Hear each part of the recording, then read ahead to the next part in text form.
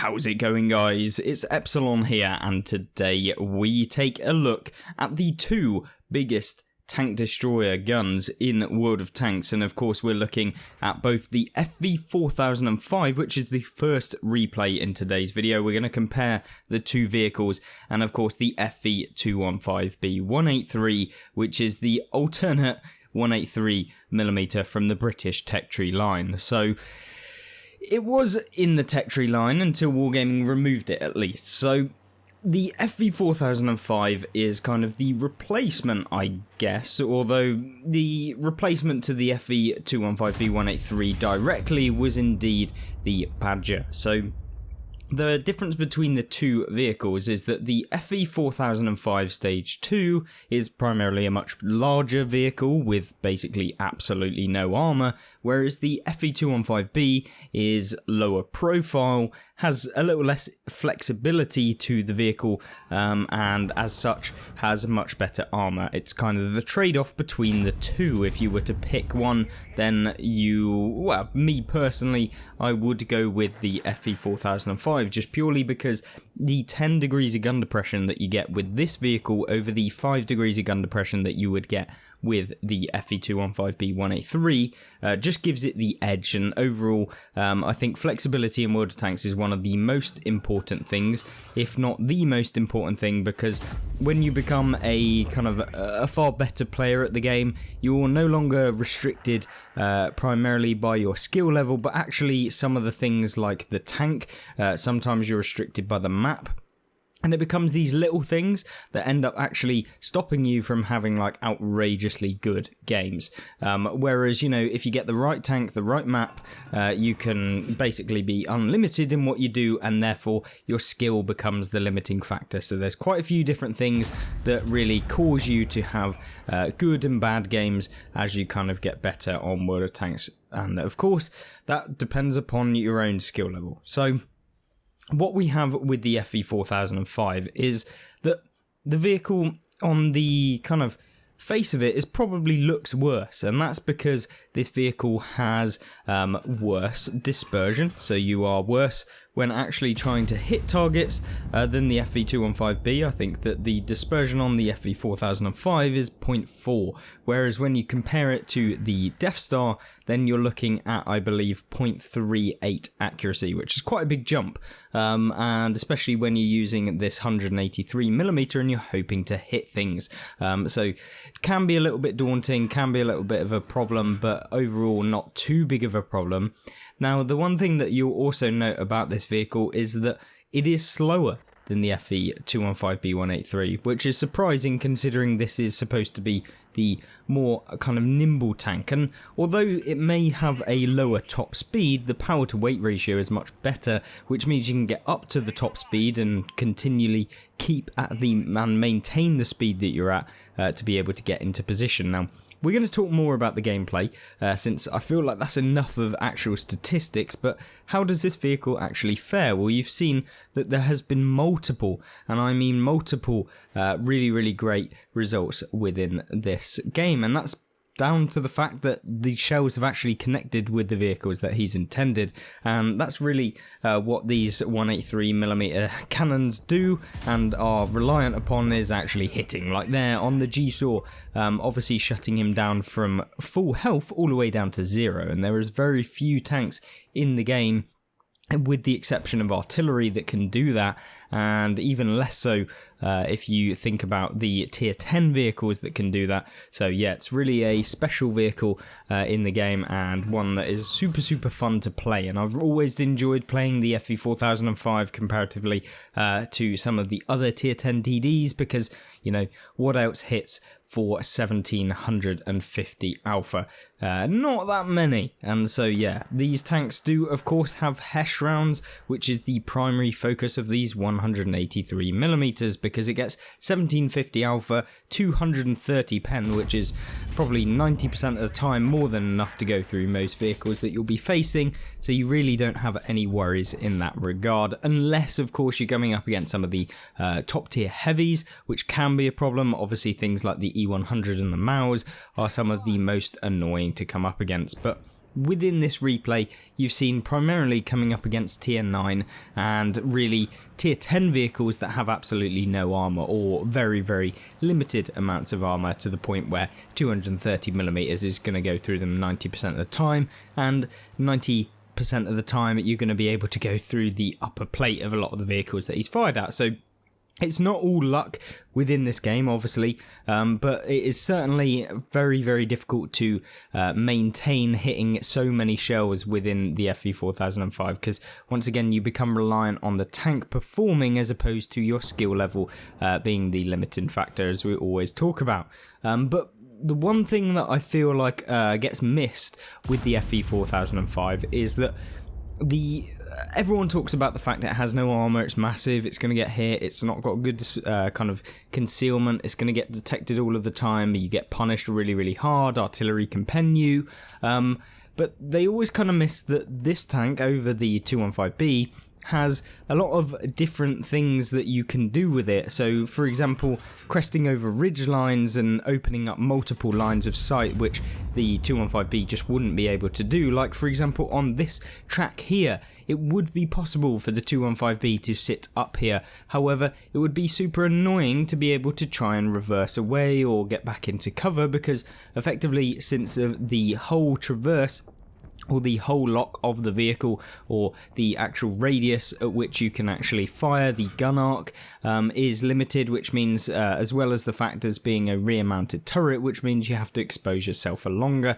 or give the front of your tank to the opponents, at which point you can get tracks set on fire. At the end of the day, it's on a tinderbox, or the FV215B as I like to call it, the hull of that vehicle. So with the engine at the front obviously getting set on fire is all of the time, and it's British tank as well, so that really doesn't help.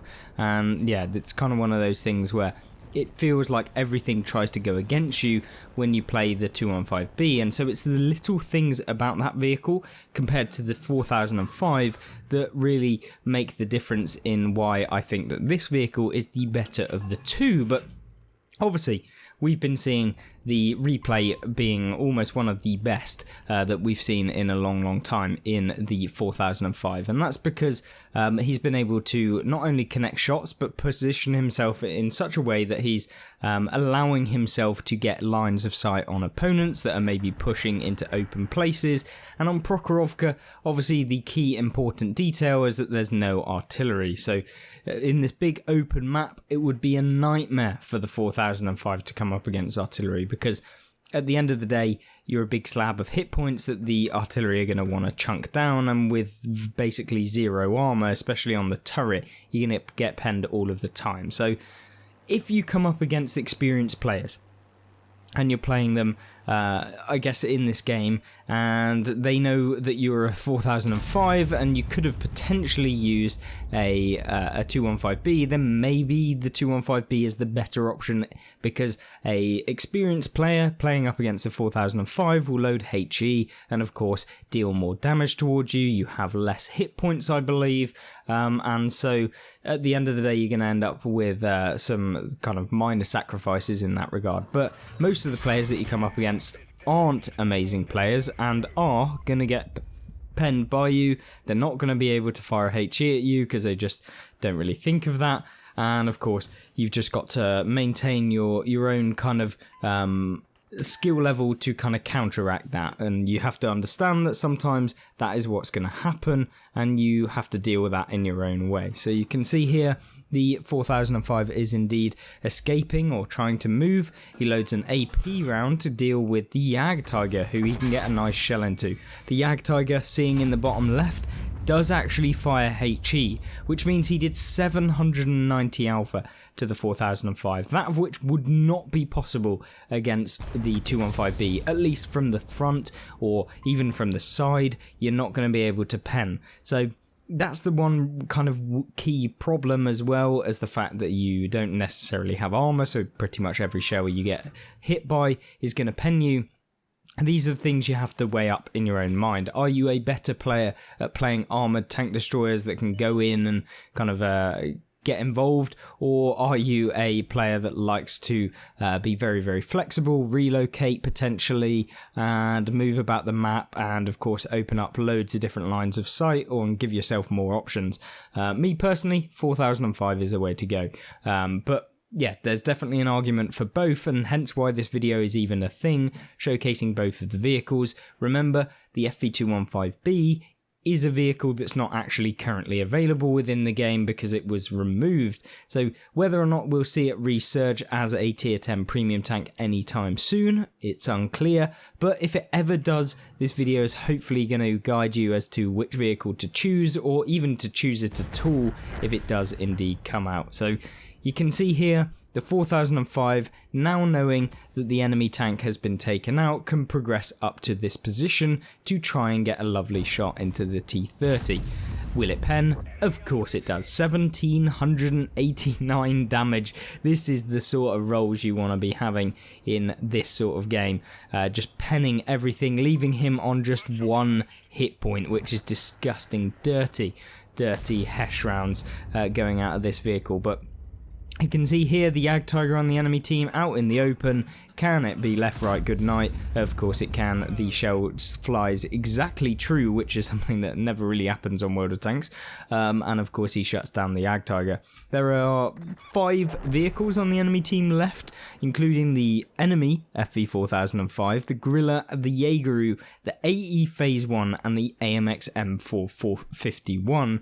All of which, I believe, can take this man out in just one shell. If they're firing HE, of course the Jaegeru doesn't matter what it's firing, the Gorilla doesn't matter what it's firing, the 4005 doesn't matter what it's firing, but the AE and the AMX have to fire the HE rounds to take this vehicle out in one go, and it could be hit or miss if they can even do that. So you've got a little bit of confidence against the heavies, but against those tank destroyers you've got to maintain a decent level of cover to avoid taking any of their shells. For some reason the AMX M451 decides to come over the ridgeline, which ends up with a shell going straight into the side of the turret and penning, and giving him another 1011 damage done, and a perfect result to this game, bringing the grand total damage up to 9,565 damage, which is crazy amount of damage.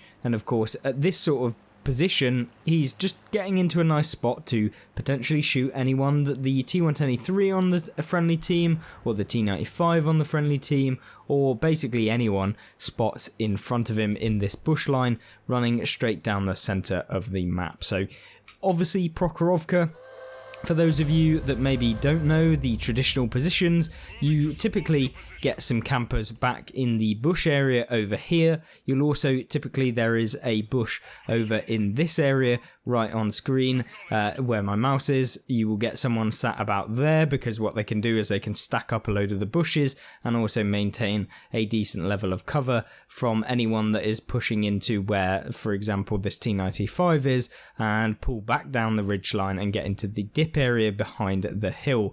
So over in this area here. Alternatively, you can also get people sat up in this position, and of course where the Gorilla is right there, and it's looking awful for the enemy Gorilla. Unfortunately, his teammate there does indeed nick the kill on the Gorilla, which I'm sure he was a little bit triggered about, and obviously wanted to make it over a 10k damage game at this point.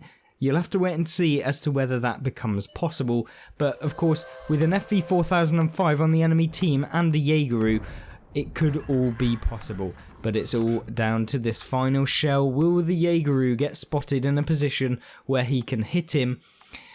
Oh, he can, and of course it's the side of his turret, and a lovely 1220 damage shell, with unfortunately an AP round as the only shell left in the vehicle, and bringing an insane round of World of Tanks where pretty much everything went as you'd expect. 10,785 damage done, 789 assistance, and yeah, fantastic result in the FV4005.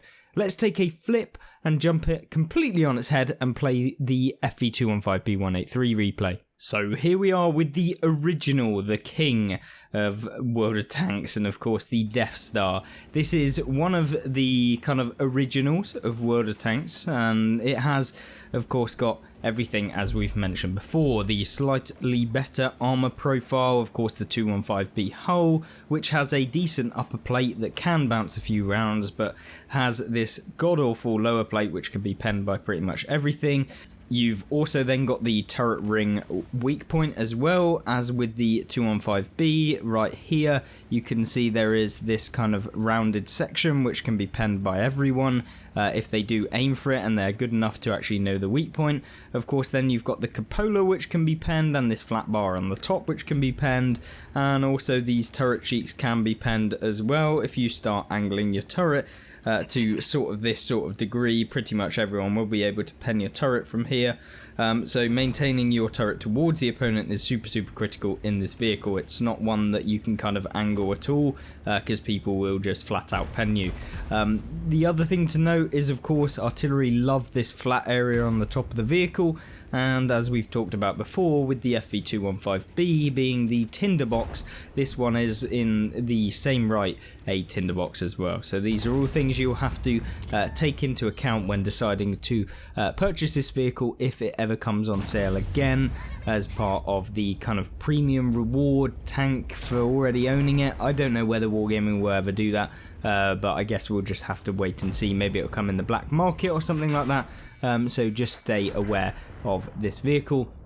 And if you aren't already aware of the vehicle, maybe you just haven't really come into contact, or maybe you don't really know all too much about what the FV215B weaknesses are, then hopefully this has shown you some of them. Obviously the turret, that turret ring, the back of the tracks. Also from the front you can actually pen if angled like this.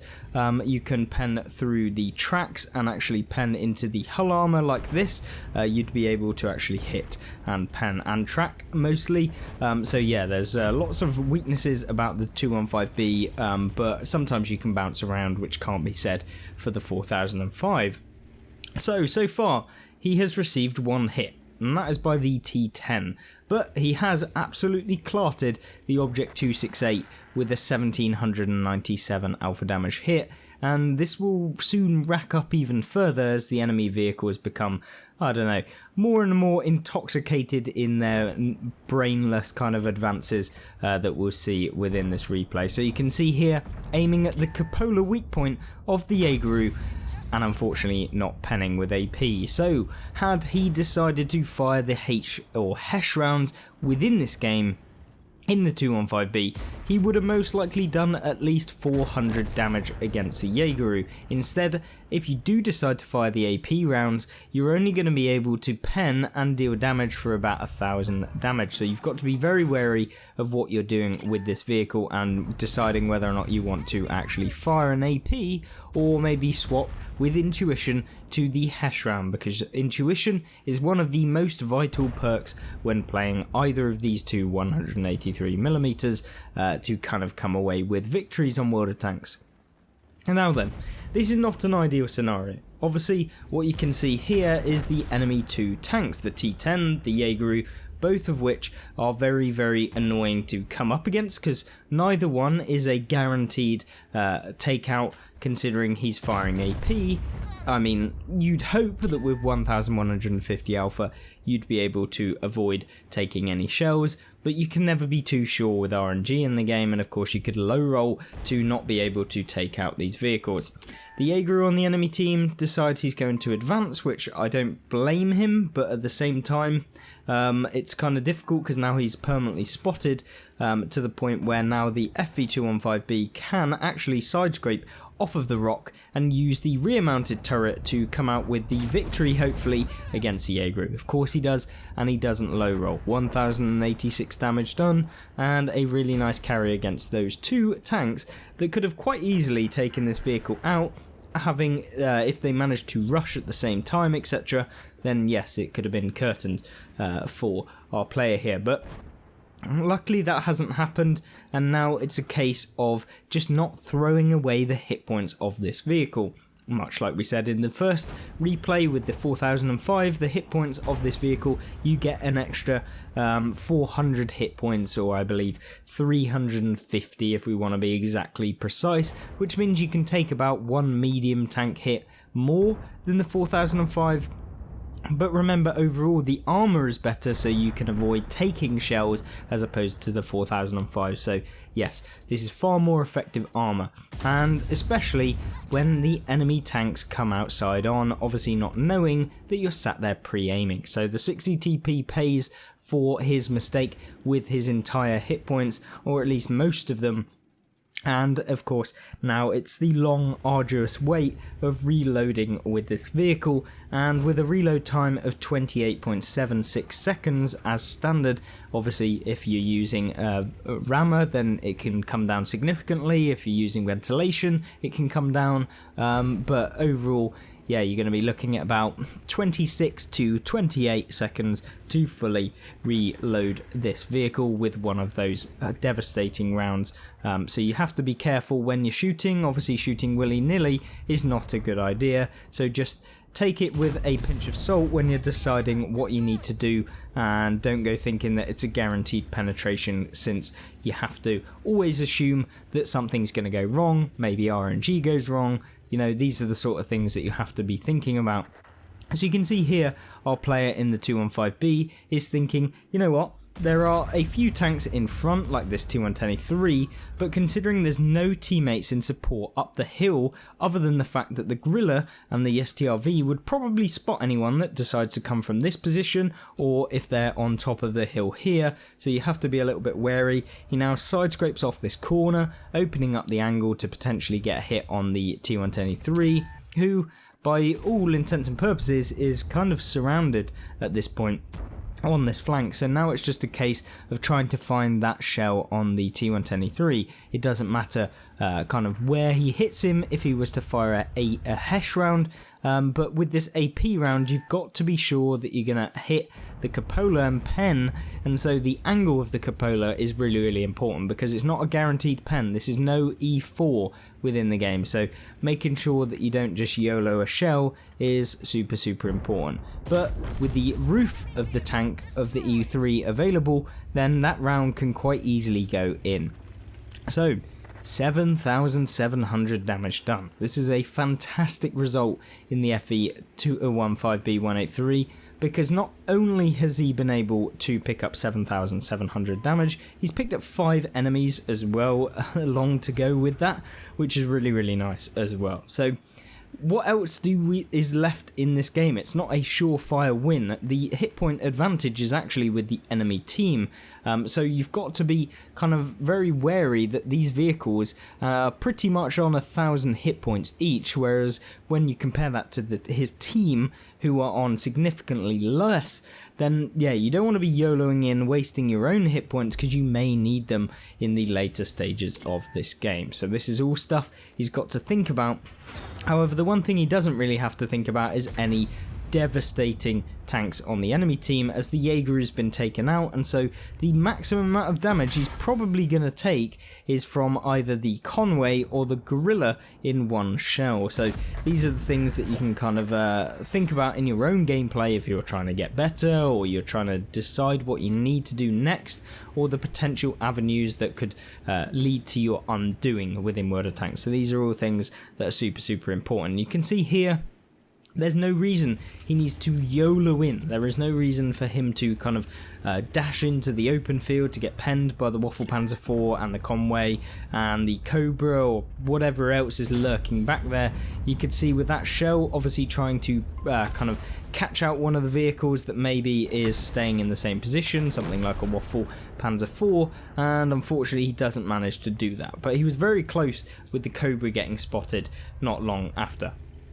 Now then, the SDRVK on the friendly team could potentially spot around this corner, which would be super helpful, as if he could spot them, then the 215B is likely going to be able to pen whatever it is. Now the Cobra is most likely in the same position. It's not the case because the Waffle actually hits him, but the Cobra is still probably there, camping in that same spot.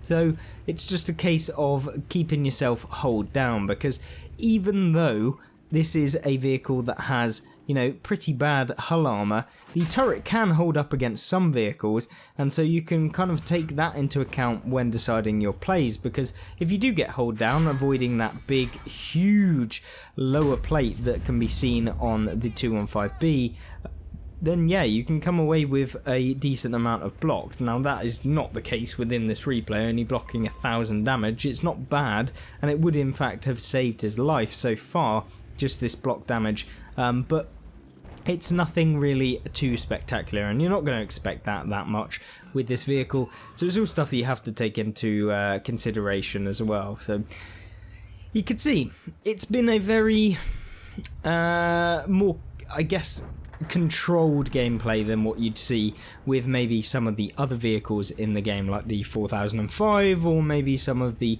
turreted tank destroyers, something like an Object 268 version 4 or version 5 even.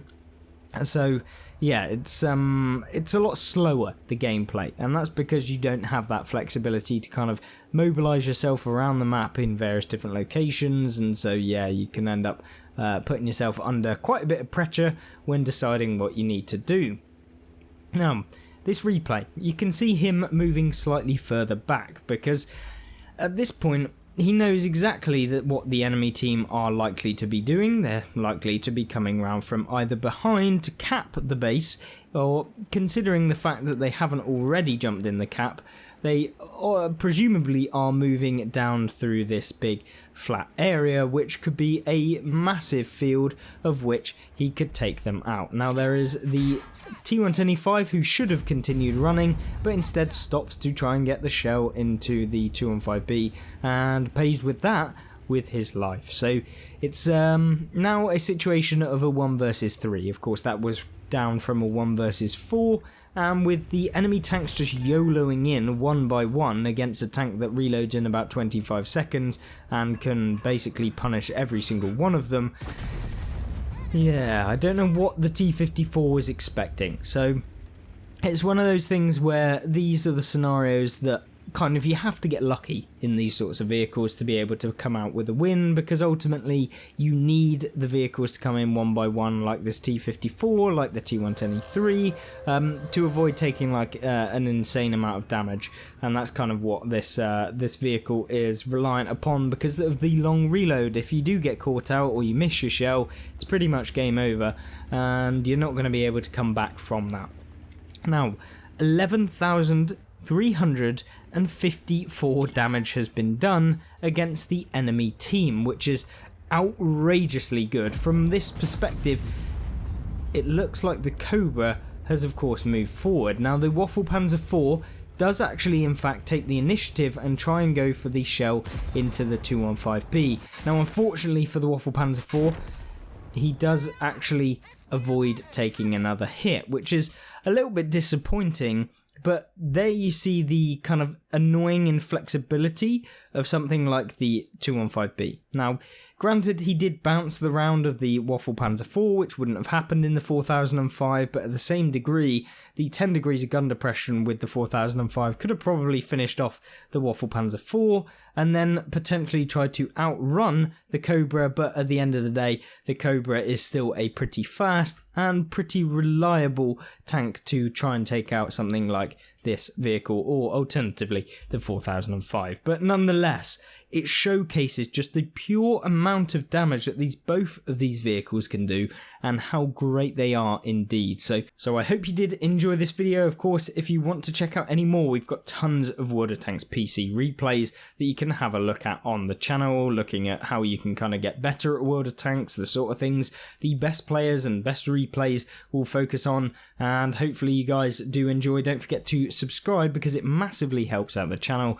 and hopefully you'll join me back in the next replay. See you there. Goodbye.